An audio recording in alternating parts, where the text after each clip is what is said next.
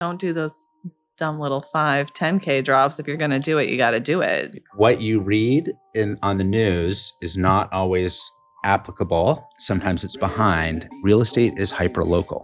It's not even Boston. Real estate, like the traditional real estate model, is this like person trying to wear 7 to 10 different hats, right? Like, and doing none of them well, right? None of them well. We provide a service, and that service kind of goes beyond just real estate too. It's like, how can we help? What can we do? Okay, well, welcome to our second formal filming of the podcast to be named later. And I'm Josh with the Muncey Crew. I'm Amy. Keri. I'm Adam. These are the all-star senior sales partners here, and I'm just following their lead. So welcome, and I guess let's get into it, guys. Let's talk. All right. So what's your favorite compass tool? Got a lot of good stuff. I'm going to fire away a random prompt here. Let's kick off with that one. I'll go, since you're staring at me. We're all staring at you. I, being not even a year here yet, am really enjoying just the CRM. I think it is really robust, and I think it's got a lot of great tools in it. So it's been really good for me to like see how to organize my people, my clients, and communicate with them. Yeah. Yeah. And the Compass One platform, the whole thing is pretty cool. So the technology's it's awesome. Stellar. I know what you're going to say. Yeah. Collection. I love collections. I think they're really collaborative. I think that they look really pretty. Tell us what it is. Collections are kind of the Compass search tool. So when your client gives you all their parameters of what the place they're looking for, you can plug that in. It shows this little thumbprints. It's not just like a boring like Zillow search or anything. It's nice much design. cooler. It's a good design. But then underneath it, you can comment just on that property. You can request a tour. You can put the big X on and say, I hate it. And you can favorite it. It's just like a really good way to get started with a search and then really help people find what they're looking for. What's an example of, a question that a client might give you in a collection that turns out to be super helpful for them? Right? Will they ask like, hey, is this lower level space that I'm looking at? Or what do you think of this street? Oh, right. Yeah. I mean, you can ask a lot of specific questions. A lot of times people do want the floor plan. It's not always easy for clients to find them because sometimes they're in MLS is only where we can only see it. So often they'll ask and I can easily send them over to them, or they'll say, does it look to you like the basement walks straight out to the back, or is it really completely below level? And all those things we can figure out, and it really does help a lot. And it keeps you organized. Yeah. Instead of them sending you a listing and being like, can you look at this and tell me what you think? Yes, all the links. It's all right there. And so also when we go back, we can say, do you remember that property that you really liked? They just lowered the price, number one. And number two, it's been on the market a while. Let's actually go take another look. Yeah. Or that it's so interactive too. Like, yes. It's just easy to be like, you can look and see your client's favorited 5 properties and that those are the properties on their mind, right? Yeah. So and all the ones that are garbage that they don't like. I think it's just so easy to be interactive instead of like, oh, I was looking and I saw these 3 properties that I like. It's like click, click, click, and you have the data right at your fingertips. So it's cool. And that integrates with what you were saying a second ago, the Compass One platform, right? What do you like about that platform? Well, just that everything's so available. I was actually thinking while Amy's talking that I also love the tour feature I've been using a lot with my buyers, like ability just to go into their properties and pick the ones that they've liked and just schedule them right in one spot. And then I don't have to be like, okay, here's a tour. I mean, I do a calendar invite, but it's all right there. So they go into their Compass One account and they see their tour and they just click in, and I always like label it the date, Saturday, 2/14. And it's pretty. Pretty. It is pretty. What it used to look like is, I'm going to call these like 10 different agents, try to line them up every 20 minutes, boom, boom, boom, boom, boom. And now it's like, click these 6 properties, organizes it on a map, emails the agents, request the time, update, check, send to the client like this beautiful overview. technology's great. Well, I think it comes back to something I always remember. What makes Compass so unique is, they designed the company with the agents in mind as the client, right? Feedback is huge. And with then, them. and then our clients, the buyers and sellers, are the customers. Right. So when Compass thinks of putting together tools, they're really thinking about us as the client, what's going to make our lives easier for our customers, the buyers and sellers. Yeah. I love their concept around, Compass has agent experience managers, right? Mhm. So the agents are in the trenches and doing the work. What empowers the agent to provide the best end result and do their work and streamline it. And it's like really built off of this like very thorough feedback forum where they're constantly seeking like, how do we tweak this or how do we tweak that? Yeah. So I appreciate that. On to a lighter note, what do you think a consumer, like whether it's a buyer or let's start with a seller, might not know about an advantage working with a team as opposed to a solo agent? Well, I mean, I think a seller might not understand that when you're working with a team, you have not only other people to help with the listing if you're away or whatever, but you have a greater group. You have a group to help you with price analysis, with recommendations on maybe things to do in the home. So even if you're a seasoned agent and you've been in the business for a long time, it's never a bad thing to ask, your colleagues for their opinion. Pricing is critical. Yeah, collaborative. Yeah, collaborative. Few heads are better than one. Yeah. So I think that might be something the seller doesn't necessarily know right off the bat. Because there's a lot of agents that are on teams, but it's still just the agent doing all the work themselves and not really collaborating with the others. So that's probably something on our team, at least, that I was going to say the same thing. wouldn't a seller might not know right up front. Some properties are hard to price. Yes, they are. Not everything's a 2-bed, 1-bath, and a triple decker. And some markets are hard to price in. So Yes. it's not even just about the actual property. It's, getting all the eyes. Adam might have been out in Newton and seen something different than Keri saw over in Hyde Park. And I'm looking in Roslindale, which is between the two. And it's really helpful to get like everyone's eyes on it. Yeah. And I'm just making sure you guys don't overprice. Oh yeah. That's very true. I think something else too is that and this is really back end behind the back end, is I feel like a better agent after 13 years in the business because the collaborative energy that you bring to a team, and again, every team is different, right? But in this team specifically, I feel like when you're engaged, when you're in your community, when you're hashing out an issue with somebody, it makes me a better agent. First of all, I'm relaxed, I'm engaged, I have a really quick, easy partner to go to. Even as an individual agent, we have colleagues in the office, but it's just not the same. We've got the Slack. Right. And we have the Slack channel. What's so funny? For better or worse. Oh. But I don't know. I just think just being able to collaborate and not just price, but just issues come up, or maybe there's a new lender that somebody discovered that we can share, or a resource, or an opportunity. I think at the end of the day, when you're client facing, all of that matters. Yeah. Because you get the best version of the agent. Yeah. For me, anyway. That's not even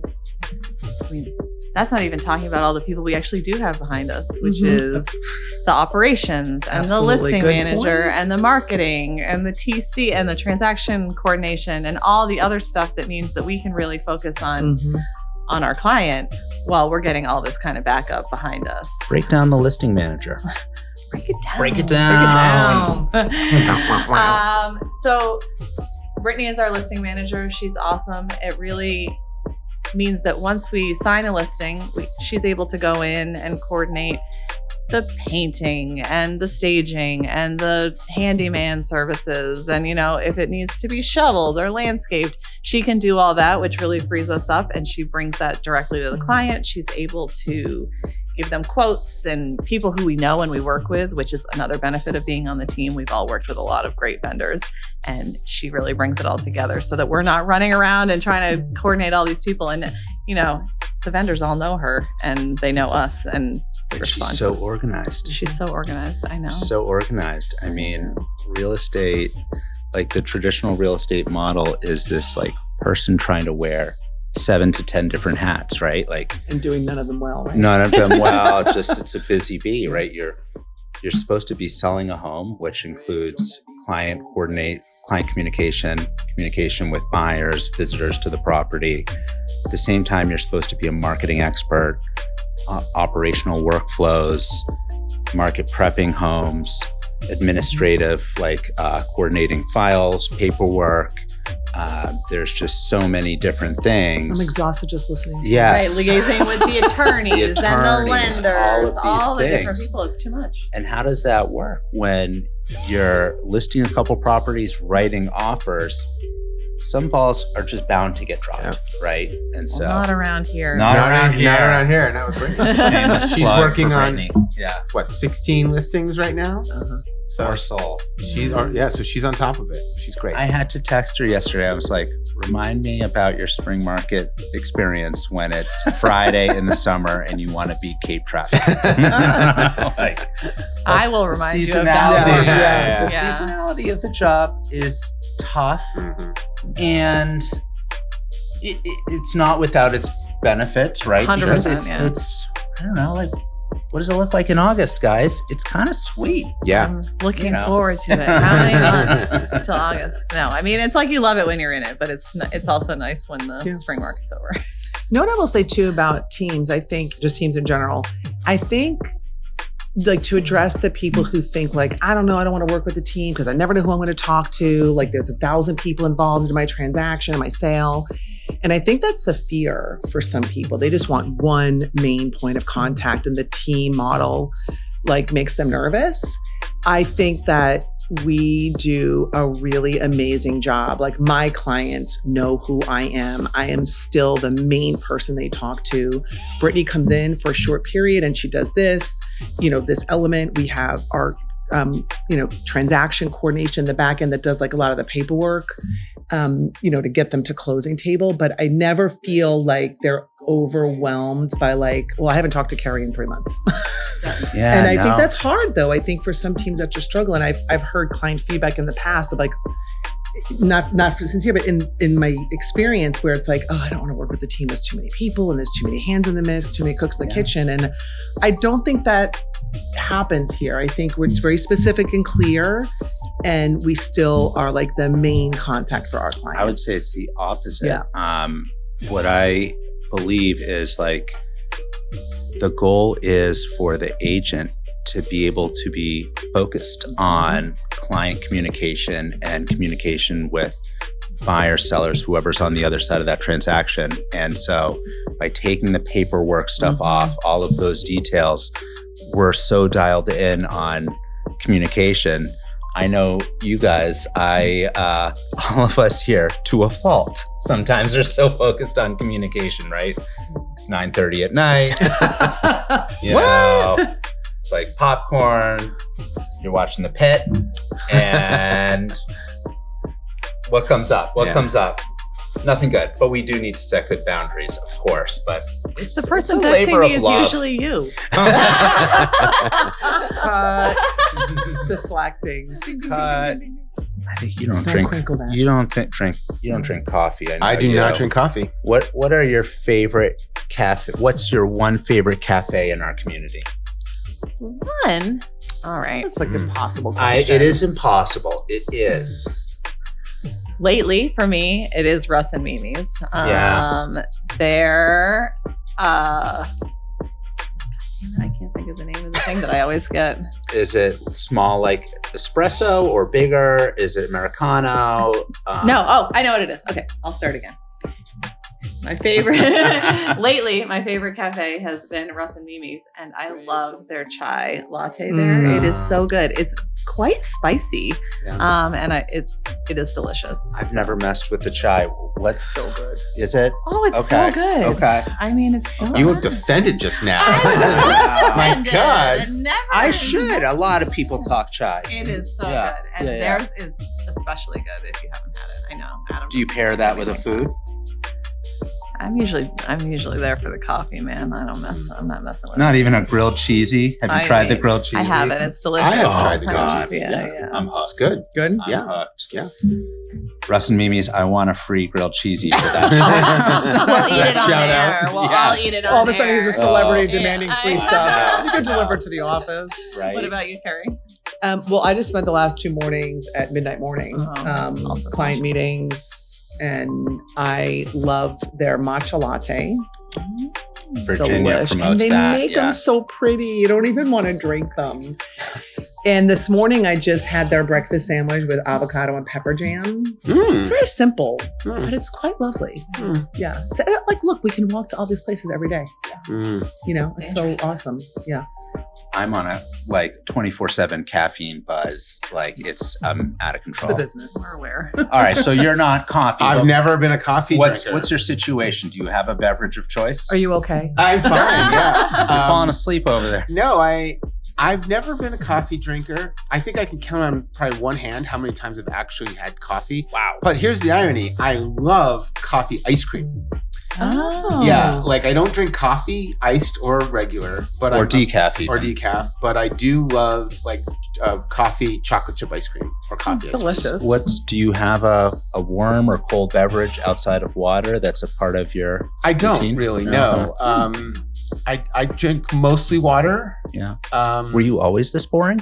That's no. get the skin. That's I why used he's to got such good I skin. used to drink lots of juice, like orange juice, Yeah. cranberry juice. I Yeah. love grapefruit juice. Yeah. Delicious.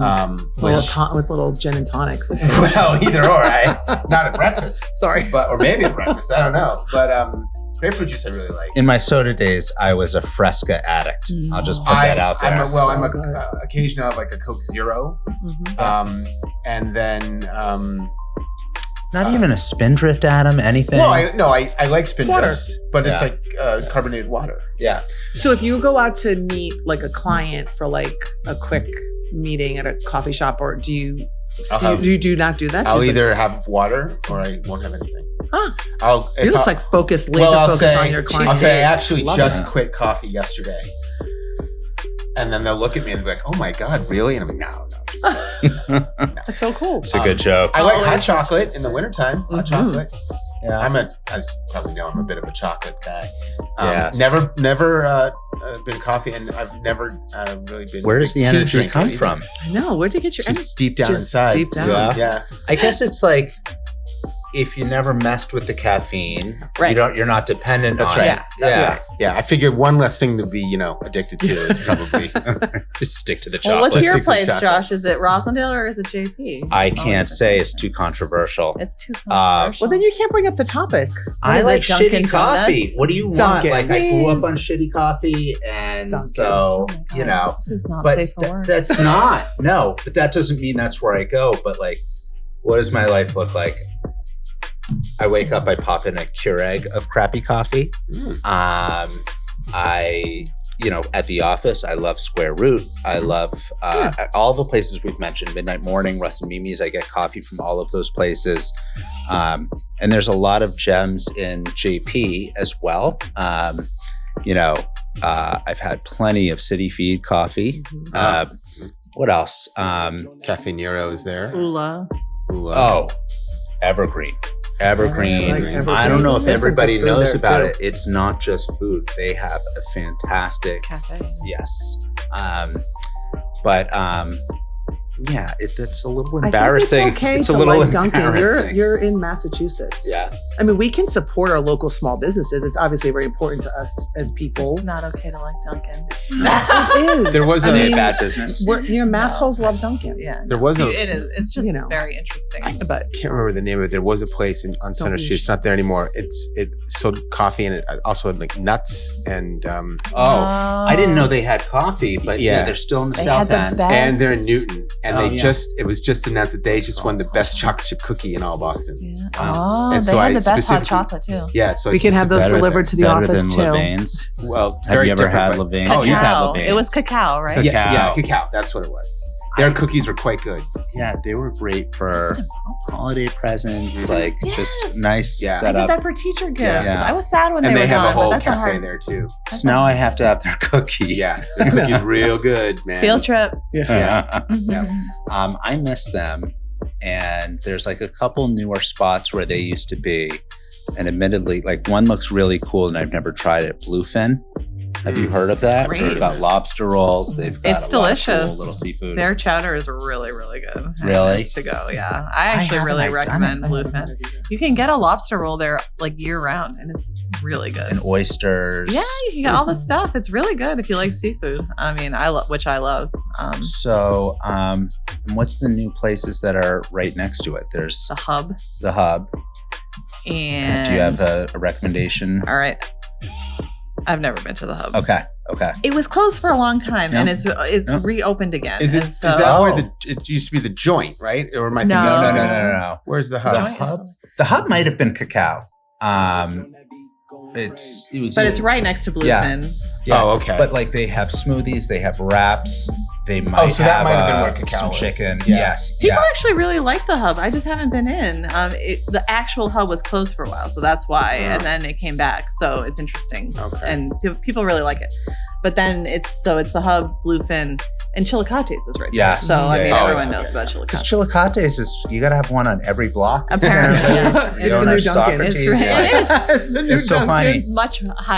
Much more better. cool. What Yeah. year did Chilicates open? It opened. You say 2016-ish? Yeah, it was When? probably 2016, 2017. And Yeah. and I will never forget, it took him 3 or 4 years to open that first one. He was with just. all the red tape through the city. Yeah. Oh, okay. It took him for literally years to do it. What's the first one? The JP one? The one, The yeah, Amory JP Street. Amory Street. The Amory Street and one. the owner, Socrates, you know him. He grew was a up on neighbor your of mine. street. Yeah, Right. We've known each other for 20-something years. Dalrymple. Dalrymple Street. He worked as a baggage guy at the airport for JetBlue for years. Yep. And he was behind the scenes. He was working to open this place, and So cool. it took him forever. And then he finally opened it. Permitted. I think it was the weekend of the Puerto Rican festival in Jamaica Plain. It might have been 2016 or 2017, and that was a brilliant move because Yeah. it was immediately Everyone's packed favorite. in there. And it's just taken off. And now he opens new locations every other week. Hold on. Was the second one also in JP, or was there must have been a few? There was like I don't- a Mission Hill one, Yeah. like early on. But like when he opened the second one on Center Street in JP, I'm like, how are you going to be successful having like it's just one neighborhood of Boston, right? Yeah. Like two, they're cranking. They're Not an cranking. issue. They're Yeah. at the street They're in Chestnut Hill, They're yeah. everywhere. He's They're in Cambridge everywhere. now. Roslindale. And the food is Yeah. still so good. The food is authentic. it's Right? I mean, you Yeah. know, when people expand, sometimes Yep. the brand gets looser He's and the amazing. quality, but it's delicious. He wants to open like a commissary where he can start packaging like Chilicates salsa to sell Yeah. and things like that. Does he also own the joint? He does. Yeah. Yes, that's And right. So that's another. That's so right. yeah. Great He place. owns the joint. I feel like that place gets overlooked, and every time I It go does. there, I'm like, it's actually really delicious. does. Yeah. And I throw a little client gathering in their side room. Oh, yeah, they it's have- It's a so nice room. fun. They have adult milkshakes there. I Yeah, think. they have a lot of adult drinks there. Yeah. Adam's like, no And we coffee, drank a but lot of adult them that Adult milkshakes. milkshakes are cool. Yeah. Because it was grass fed. Yes. which I was so excited That when was that a- opened. yeah, that I was- enjoyed that. And then he bought it, and I think it continued to be grass-fed or a It burger did place for for a a little closed bit. for a while. And moved over to my neighborhood, grass-fed. Yes, for yeah. like Oh, right, a right. quick feed. Yeah, it was really interesting. The owner of it was the owner of 10 Tables, and I believe she's now opening another restaurant where 10 Tables That's is. right. I'm so She excited is. I'm about really that. excited to She see what it's going to be. New concept. makes great restaurants. Yes. Yes. She does, and she's ready to like Big mix head. it up. Yeah. And Yeah. So 10 Tables is still in Cambridge, right? Oh, I didn't know. Yeah. Okay. Yeah. And so that one has stayed open, but now the one in Yeah. JP is going to open soon. She Yeah. said it's going to Revamping be it. soon. It's going to be revamped. I remember Yeah. when I moved to JP 20 something years ago, 10 Tables was like the The restaurant restaurant. in It JP. was- Big time. Big time. That was like what JP was known for, 10 Tables. I mean, and Center Street Cafe. Do you remember that back in the day? Yeah. Oh, Uh-huh. man. Yeah. The brunch, Yeah. stir And fry. Sorellas. Yeah, that was. Sorellas. Yeah. But I got to talk about Center Street Cafe. There would be a line out the yeah. corner, For Yeah. brunch, yeah. and the food was so great and fresh, and the people that worked there were like just the nicest, kindest people. Yep. Like it was a vibe for sure. It was great. Yeah. I That was like Sorellas. I did too, but Yeah. then it switched to like the Little Dipper, and Yep, that yep, spot yep, got yeah. a little Turnover. turnover a while. But Yeah. I think What was Tonino is the- here to stay. But there was Mhm. another Yeah. Italian. Was there?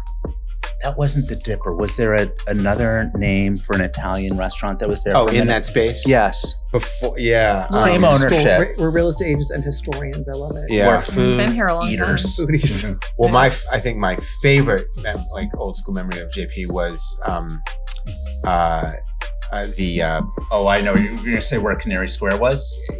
yeah. Or- What was the Before bar? that, it was the Alchemist. And Oh, before gosh, no, that, not Triple D's. Triple Triple D. No, it was the bar underground where The bowling. Oh, the seat Milky is. Way. now. Oh, Milky Way. Yeah. Way. Yeah. Oh, Luna Milky Yeah. Way. Yeah. Yes. That was an awesome bar. The Milky Like Way, it yeah. had the candlepin bowling. It had the bands. It was Yes. a big bar. Yeah, it was that a really sad. cool vibe Yeah. down there. I was really bummed when they moved out.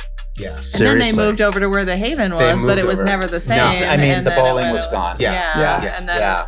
Yeah. that That COVID was a hit real that one cool bad. vibe. Yeah. Yeah. Yeah. And that's still a cool space. It is a cool That is a space. really cool space. You know, what about Kennedy Eggs and Butter? That predates Before me. you? Yeah. Kennedy's Eggs and Butter. What's It what's was the deal? right where the City Feed is, on the corner by Purple Wasn't Cactus. that Video Smith? It was videos. That's when this was. This is how old I am. Video Smith was on the corner, Yep. and then right on that street, there was like the next storefront was Kennedy's Eggs and Butter, and they literally had like eggs and butter and breads, and Yep. it was like a little bakery, but it wasn't like, I don't know. It was just so old school. When did they close? Many, like probably 20 years ago, Yeah. at least. I was gonna say. But I just haven't dated been there that myself. long. I Yeah. just dated I don't remember myself. that. It was Yeah. Well, how long have you been in JP, Adam? It'll be 23 years at the end of this March, and it's on a month You from look now. like you're 23 years old. I know. What's going on And here? how long have you been in JP, Josh? 17 years this year. And I in moved the to neighborhood, JP. I lived in JP in 1995. So I'm coming up on 15 years myself. So actually, we've been I've here been a long a time. long time. Yeah, goes by quick. Okay, here's 31 a years I a started in JP. conversation prompt. What's the of all of the JP restaurants that have come and gone, which one do you miss the most? I miss the it's terrible. Bella Luna Milky Way. Well, Just that talk was about that. it's my memory is so bad. What was the one right on McBride with the fire? Oh, James Gate. James's Gate. Come on. I miss that. Dogwood. bar. Dogwood was fantastic Dogwood. too. Yeah. Oh, I yeah. knew the owners. I was there when it opened, and Yeah, I spent James a lot of Gate. my 20s there. It was Yeah, really Barry and two Dave. restaurants. It was Yeah. the old school pub with Yeah. the fireplace, Yep. Oh, and such a then good like a place. little bit more upscale side where you can get a piece of salmon. I'm or thinking whatever. on the pub side. the pub side. Yeah. I know. Yeah. That was That my is absolute favorite. JP That was institution. sad when that left. Yeah. Very sad. And then they moved to a building that on Washington Street that we subsequently ended up. We sold the became a building development when that they we sold it. didn't- Yeah. yeah. But That was a great different. spot. That was a different. Totally different concept. Yeah. Yeah. Oh, right. I forgot about that. Yeah. What's your favorite come and gone restaurant? I think it would also be Dogwood, but that's also because it's in my neighborhood. Yeah. I mean, Yeah. I could just walk down the Dogwood street was and go great. in. And when my kids were little, Dogwood was so open to having little kids in there, and they had live music on Friday and Saturday, and it was so nice. It was a great space, and it's a great space now that Brasca has taken it over. But it's Was it not the brick same. oven pizza? Yeah. I mean, I remember I've been there many times. Yeah. I'm gonna bring it back to Center Street Cafe. I love Center Street Cafe. I loved Center Street Cafe. That's kind of like one of those like soul of JP kind of places. Part of what made me fall in love with JP. And you know. But what's interesting about all those places is that Dogwood, now Brasca's there, Center Street Cafe is Tonino. Still locally owned. Yeah, still locally Yes. owned. James's Gate is the outlier in this conversation because it turned into a it's development. What was the Thai restaurant? And this is like an age thing, right on the corner. Not Bukhara. Across from Bukhara, which is now sorry, Bukhara. Bukhara. I always call Bukhara. That's what is it now? The Loaded. What is it now? But it was another Thai restaurant. Sorry, across from Bukhara. Yeah, the across old from Bukhara. the old spaces. I'll tell you. So right now it's like Pink Lotus, or what the heck is the name of it? Yeah. Sweet Rice. Sweet Rice. That's Oh, that. Oh, yes. But What was interesting. before that? No. Oh, yes. It was something great. Thai. It was. Yes. Something called Wonder with the- Spice. Wonder Spice. Wonder Yes. Spice. Oh, I Edit great. all of that out because, well, Wonder Spice, like we used to go there all the time. Yeah. And my wife and I, and we just like, we went there for like birthday, and we went there. It was just like so many personal loved memories Wonder there. Spice. And I loved it there. And I was love Sweet ashamed. Rice. I was just going to say Sweet Rice is also awesome. Yes, we've been there. But Bukhara, how it became a Chase Bank, not as good. No. I mean, so I think Bukhara was the first restaurant I ever went to in Jamaica Plain. Great lunch buffet, if you're into that. And you could also take lunch. If you wanted to take it to go, they'd give you a thing. You put your stuff in it, rock out. But that was like the first place I ever went to in the eating out in JP. That was one of the first places I went to too. It's good. Also, Casa Verde used to be something different. Yes. Was that a different Indian place? It was like called Ghazal. Yes. Oh wow, good memory. I good forgot memory. about Yeah. that. And actually, I loved Ghazal because it was a very cool. It's a very cool space. Yeah. A lot of cool spaces So in is JP. Those Casa little Verde is storefront also- yeah. spaces. The I forgot about steak salad at Galway House is very Delicious. good. That was probably one of my first spots because my first real estate gig was right on Center Street across. Can't beat those prices at Galway. No, Galway House is Still. I mean, Oh my you gosh. walk into Galway House and it's like stepping back in time. Stepping back in time. And so that's You'll like see an the old school- Kennedy eggs picture on Yeah, the wall. yeah. Yeah. Didn't we talk about this last time? How I've Yeah, never been yeah, there. yeah. Oh, Yikes. And then I also like the So, Alchemist I mean, when you but- said the the Alchemist. Hold on, Alchemist, before you move on from Galway, Yeah. full on JP institution. Yes. You see the Arborway T Yeah. train painted Yeah. on the door. Yeah. No natural light. None. What would you need that for? This is not buying a house. This is a dive bar. No. Yeah. No. But like you want to get your steak tips and all of the Good fixins steak. for Iceberg lettuce. $10.99 Yeah. with Good, bringing good out stuff. the bread, the Yeah. salad, Yeah. everything. It's a gem. It was only a few years ago that they finally took the carpet out of that place. I mean, that was a big step for them. It used to still have carpet on the floor. Any restaurant that has carpet on the floor is a serious red flag in my book. Okay, what do you think But- about carpet on bathroom floors? You ever see that's- that in a Oh, showing? yes. Moving over to real Yeah. estate. That's, of course we've seen that, and that's disgusting. Absolutely Even the horrible. rugs, like the little. How is that throw ever a rugs? thing? Doesn't that become moldy? How is I- that ever a I don't thing? know. Moldy would be the best case scenario.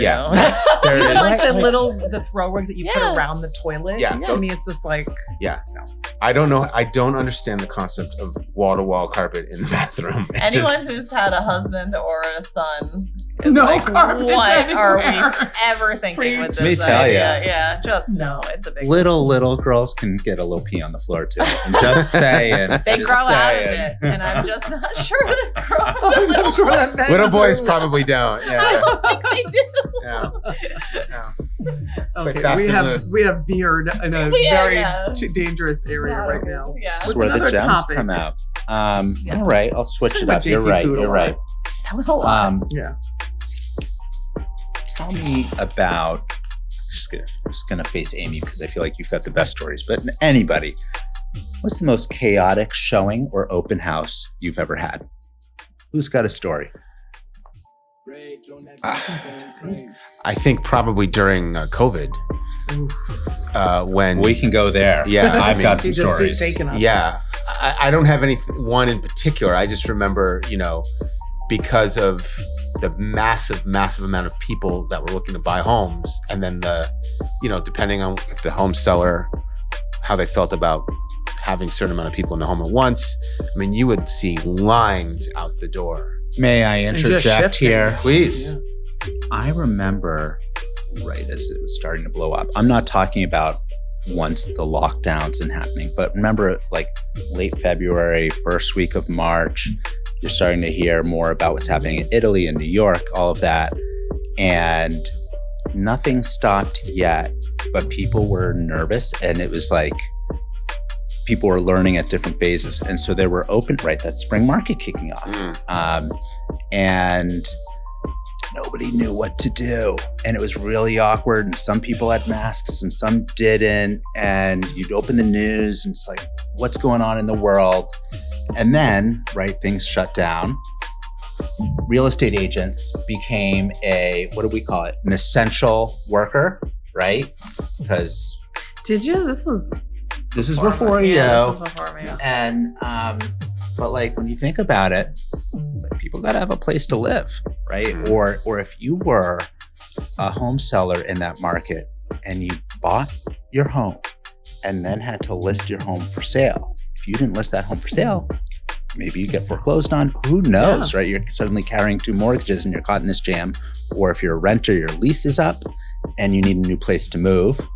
And so It was chaos. it was rental showings, like a lot of those. I wasn't doing those, but I know that was like one of the most urgent things. People were doing a lot of video tours. Video blew up tours, overnight. yeah. Overnight video tours. And that was a real time when we had to pivot, right? Like I always say like real estate isn't brain surgery, right? I mean, we have a very important function. And at the same time, in that moment, it was like, it kind of like separated. I don't want to say the men from the boys, but like it really separated like who is able to really pivot and shift and be creative and also serve your community, right? Like, because it seems so like, oh, COVID, but in the moment it was like terrifying.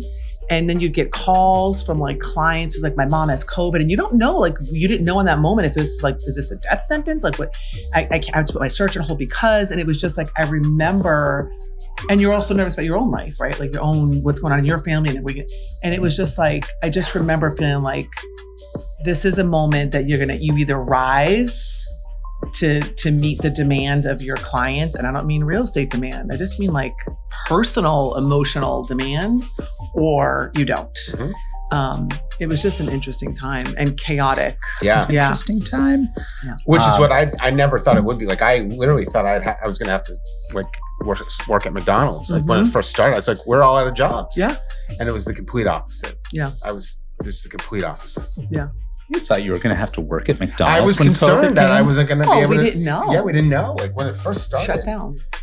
Like I didn't think, I was like, is real estate even going to be a thing for the Or next is year? anything going to be a thing? Yeah. Is I anything mean, gonna be a thing? I was like at my parents thinking, Huh.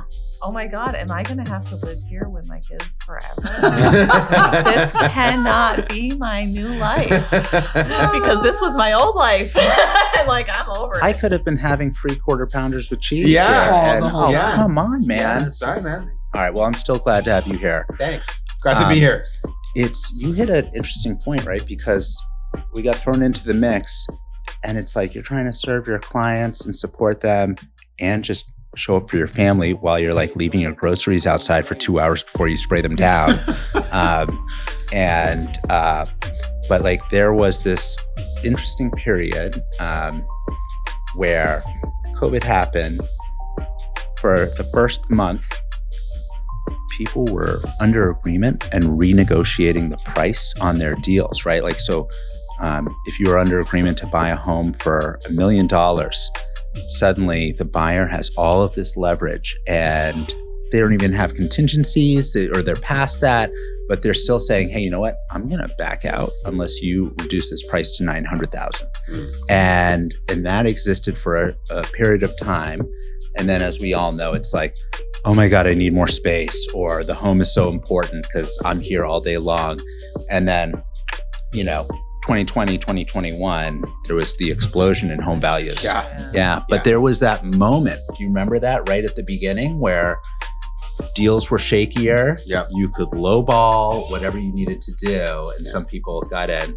And then I spent the next 2 years looking at homes in New Hampshire and daydreaming all the When we time. bought our main house, yeah. I Smart remember move. Adam and I had a conversation, I think, about closing out of car windows. Out of car windows. In a parking Yep. lot, the attorney shows Yep. up, the client's got the window up, Folding and they table slide sometimes. the paper We did one into- out they of a slide trunk. the paper Yeah. into the sign it and send it back out. It was like, what is happening? Yeah. Yeah.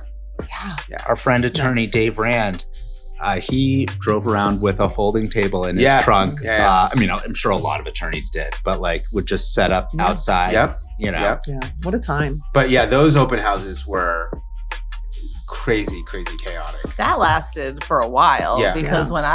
when I came in, there were lines around, and I was like, "Is this what I've signed up for?" Because this is ridiculous. You know, waiting out there with Yeah. your buyers and just being in this like long line of people to try to get in. Yeah. You know what's interesting about that time too? I remember I was in coaching at the time, and my coach said, I just don't even want you to think about real estate right now. Like, this is about your people, like your customers, your Right. clients, your neighbors. Like, if you're reaching out to your database or your people, is like, the first question should be, what do you need? Yeah. How can I help you? Right. And that's like, again, thinking about like how you Food build drives, relationships, things like or that. does your neighbor need something? Is your elderly client in harm's way? And I remember thinking like, that's just like thinking about service, right, to your community. And I still think of that. I still think of that even now. It's like, yeah, we're realtors and we help people, but it's always like more than that, right? It's like when things aren't going well for a client, or things going like there's an epidemic, you know, it's like we provide a service, and that service kind of goes beyond just real estate too. It's like, how can we help? What can we do? Like, how can we get through this? And I remember feeling like super like, I don't know, I was very emotional about it. Like, just thinking about all these people who could, you know, just like, how are you? Like, this stinks. Yeah. It's really a hard time. Yeah. And I just think I really felt like I felt value in that, and just like being able to reach out to people and just show care. Totally. Yeah. That was 6 years ago already, right? Crazy. Unbelievable how quickly that. Yet it seems like a millennial ago. Yeah. Yeah. Blacked out a lot of it, I'm going to say. Yeah. Yeah. Stay at home parenting was no fun. Yeah. What else you got, Josh? Well, I'd like to know about a time that you had a tough client conversation that ultimately turned out to really help them in the long term. Take a moment, think. I mean, the biggest one that's always going to come up for me is pricing. I knew you were going to say that. Well, because I mean, it's the toughest conversation that we it is. ever have. Yeah. I mean, It's a leap of faith. It's a leap of faith. And there's two parts to it, right? The initial pricing can sometimes be tough, and it's hard to. People love their homes. They love them. They want to tell you, you know, this is where my kid learned how to walk, and this is where, you know, we had our first puppy, and this, you know, all these things. And I'm like, those things are so valuable. And This is what Zillow said. yeah. And also, you know, other people coming in aren't going to have those feelings about your home yet. We want them to get there. We want them to love it and fall in love with it. But in order to do that, we have to get them in the door first. And so often there's that, okay, we have to list a little bit less than I thought. But the other side is also a price adjustment, which sometimes is even a tougher conversation to be like, listen, we tried it either our way or your way, or however that came out. It's not turning out the way that we had hoped. Sometimes the market And turns. sometimes the market turns, and sometimes, who knows, everyone is noticing that one thing that we didn't actually think was going to be like such a big deal. And we have to drop the price. And as Josh is always saying, like, don't do those dumb little 5-10K drops. If you're going to do it, you got to do it, you know? And Didn't you recently have a deal where you had to drop it, and then you ended up getting multiple offers and it sold for more than a relist or a correct. swap. Yeah. So we had a listing, and it sat for a really long time, and I had to be like, listen, it was with another agent beforehand who overpriced it, and we had already dropped it. And then I was like, I think that we got to get way under this price. And then when we relisted it, they got 5 offers and we went quite a bit over. That can be tough sometimes. They did not when you want to. take a listing where another agent has marketed it and it was just the wrong price to begin with. Like, we can't help that. The seller's expectations had been mismanaged from the outset, and the seller had been told $1.2 million from the outset for a property that's worth $1 million, and that's why it sat for 6 months. And but like, that's a tough conversation to just kind of reset on where the market's at. 100%. On that pricing component, one thing that's so interesting that I feel like we're up against a lot is what is in the news, right? So right now, like Wall Street Journal, New York Times, The Globe, they're all reporting this news. It's a buyer's market. It's a buyer's market, because the sold data is always several months behind, right? And so last year we had a quieter market late in the year. It feels a lot more active so far in 2026. But, you know, when we're having these new seller conversations right now, they're like, I'm nervous. I know the market's not doing well. That's when it's like a real joy. It's like, actually, we're going to sell for more than you think. But, you know, what you read on the news is not always applicable. Sometimes it's behind. And then the other thing I would say is that real estate is hyper local. It's not even Boston. It's like so nuanced, where it's like, what neighborhood of Boston? Are we talking single families? Are we talking condos? How big? And so those details matter. But there are also other conversations that I'm sure you've had that have nothing to do with pricing. Like, I mean, Cut, Josh. Pricing is obviously the hardest one. I agree 100%. But yes, there are certainly other conversations. Sometimes it's, you know, if you have a buyer and it's a competitive bidding situation, you know, sometimes buyers can get swept up, you know, in the emotion of wanting to win. And so, of course, it's their money. It's, you know, but it's sometimes having to have that, let's pump the brakes a little bit. Yeah. You know, this might be a little too much. You got to think about your monthly expenses. Which is a sign of a great agent, Adam. Yeah. I mean, you know, I remember in 2021 when my clients were like, we did 80, we'll do 120. And I'm like, no, the 80 over was okay, but you're heading into a situation, right? And I think a lot of agents, you know, could say, look, if you don't go over, you're not going to get it. And I would say, if you don't go over, you're not going to get it. Oh, well. And that's okay. There's another house out there, right? And that's hard because, you know, we all want our clients to get into the homes. We all want to, like, you know, close the file and, you know, but it's not about that. It's about helping them make the right decision. Right? That's not putting them in peril. That's a smart, you know, financial decision too. And those can be hard when you're convincing your client not to spend more money. Yeah. Right. I mean, I once had a client. I don't want you on the other side. Sales agent's like, gimme. I had a client. Oh gosh, I love her. Hi, Cecilia. She was like one of my first clients 13 years ago. And she was so feisty and like fun to work with. And she specifically said, I want to live a 2-minute walk to a train station. And I said, okay, great. So we were like, you know, focusing on areas. And then she was looking at every renovated condo in Dorchester, on Pope's Hill, on Jones Hill. And I'm like, if you're on a hill, you're not a 2-minute walk to the train station. You know what I mean? Yeah. And so I kid you not, I was young and I just started. We probably saw like 95 places over the course of 6 months. And finally, that's what you did before the market exploded. We used to do tours and tours and tours. But I was also new, right? No, totally. Finally, I said to her, it dawned on me, I'm like, I had like a come to Jesus talk with her. I said, unless your parameters have changed and you want to live on a hill with beautiful views, which is fine, your original parameters, we're not even looking at places near train stations anymore. So she was like, oh, and I'm like, look, I could do this all day, but do you want to do this all day? And she was like getting tired and burnt out and so we said, look, we have to focus in a little bit more. She found a condo in like 6 days. Right. Did she decide, yes, you're right, I train want to station. do 2 minutes okay. Train station. But you know, she got caught up with oh my God, that condo looks so cute and it's got a French door and it's been renovated and you know, it's a lot of cute little condos out there. And it can go the other way too. Sometimes people start and they'll say, this is what I want. I've had clients that are like, I really want a fixer upper. I'll make it my own. And then they see some properties and then one of them happens to be like like a brand new gut renovation, they're like, this is it. This is it. They're like staring at a wine fridge and falling in love. You know, it's an evolution. That's why it's like really nice when you start out shopping as opposed to, because some people, they just look online over and over again and they only come out when they see a property that's like, I want to make an offer, but they have no basis of comparison, so they don't feel confident in that offer. And that can be a challenge.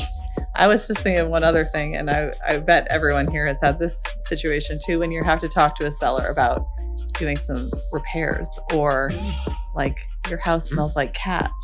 That's a tough one. Or the Hold on. cooking smells. The cat smells hard to get out. That's really tough. It's really hard, and you don't want to go into a client and be like, your house is so great. However, It stinks. it's overwhelmingly smelling like cats. It's a tough conversation, but you have to do it because if you notice it, everyone else is going to do it. Or people aren't going to like your orange kitchen.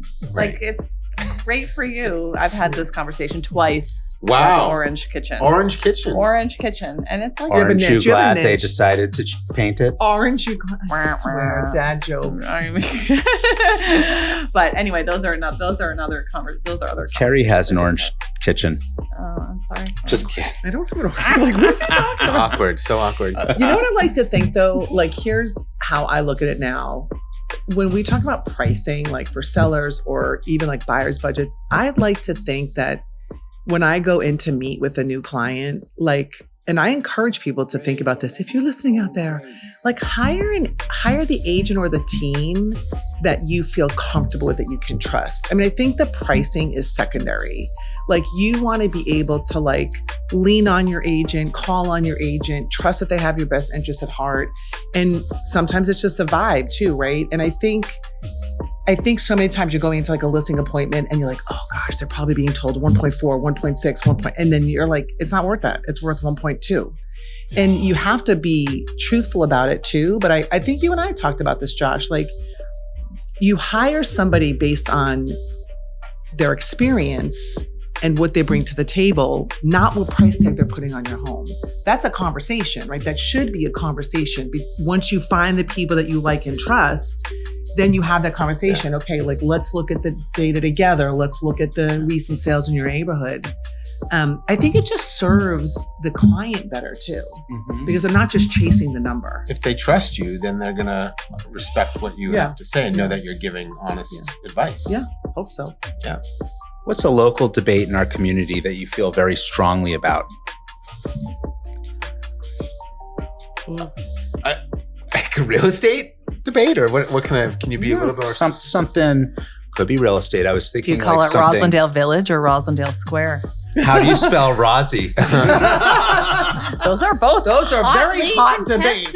Yes. Very hot on the Facebook And it's not forums. even Roslindale Square, right? It's the Square or Rosie Village. Those are the choices. Ooh. I think there might be a difference in what they are, but I'm speculating. I think you're speculating. What is It's your also like immediate indebted. response to that? I think I say the Square. Do I?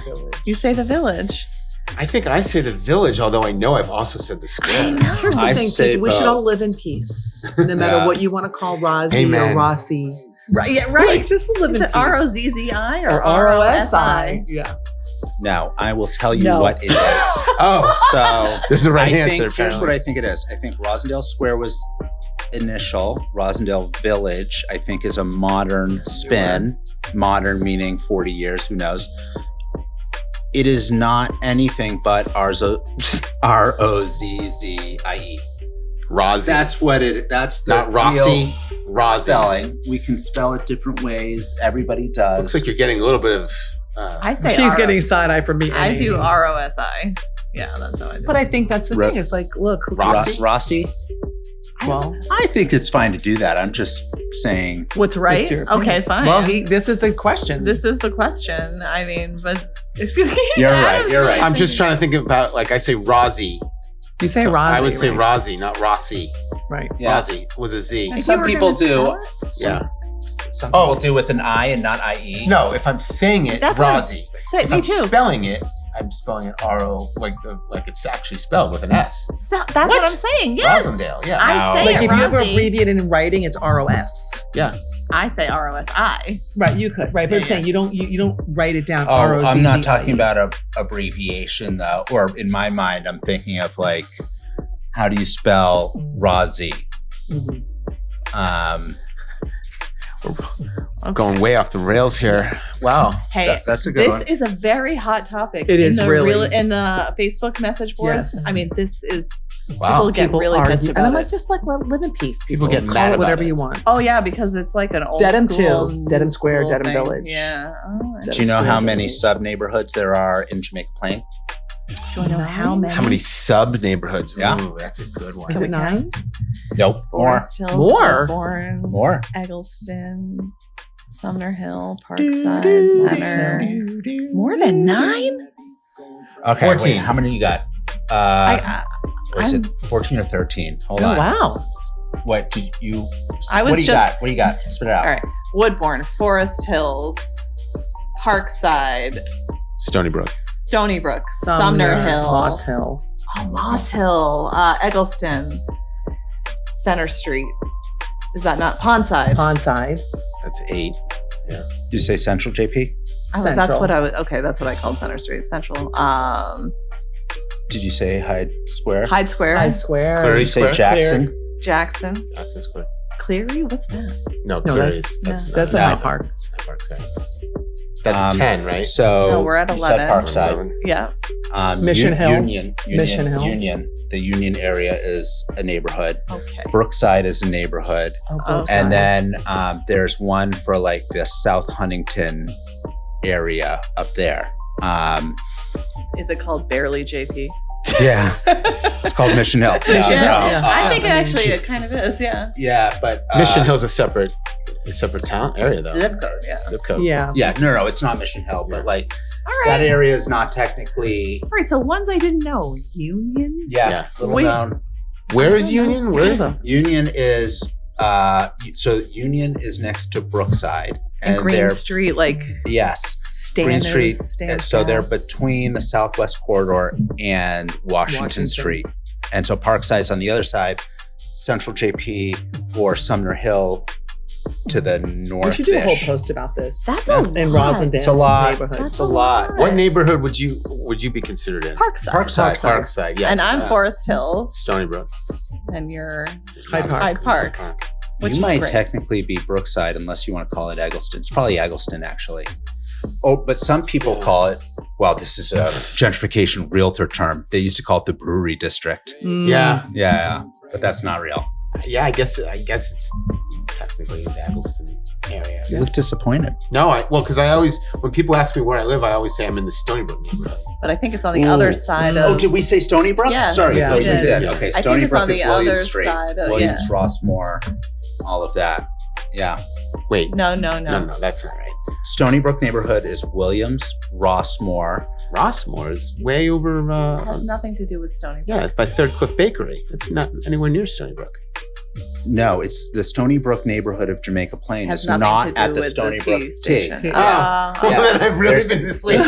Yeah, 23 years. Stony Brook Neighborhood Association, very organized. Oh, it involved. is a very organized association. Very, Yeah. yes, Yeah. absolutely. All right. Well, Then I'm definitely. Well, I not. guess I clearly actually- this is a debate. Yeah, This well, is a How many neighborhoods can you list in Roslindale? Peters, Metropolitan, Roslindale Village or Square, Longfellow. Longfellow. Oh my gosh. We can't put this on air. We're supposed to be experts. Where's Brittany live? It's number 5. I don't know what Prospect. it's called. Prospect Oh, Hill. Prospect. Prospect Hill. What about over by Cummins Highway? What is that called? Which part? There's Prospect Hill. Oh, God. Further down Josh just by needs to Hyde do a Park. post about this. you should do a. I'm Yeah, a historian. we should do a. No, it's good. Really, you should do We a should post do an about it. Instagram post with a we've never done a The vote map. on Instagram or A poll. Poll. A poll. You should do a poll. Well, that was it. Episode 2 of the podcast to be named later. Maybe that's the name. Yeah. Follow our Instagram for the best little bite-sized pieces of this. And please like and subscribe so you can, I know, I'm liking it like a influencer like my subscribe us on YouTube. kids watch. Drop a comment, show us some love, share, whatever you got to do. Like the but thank you for heart. being here. And if you're ever looking to buy or sell or want to be connected to a great real estate agent, just reach out. We're happy to make that connection for you. Bye. Peace. Peace.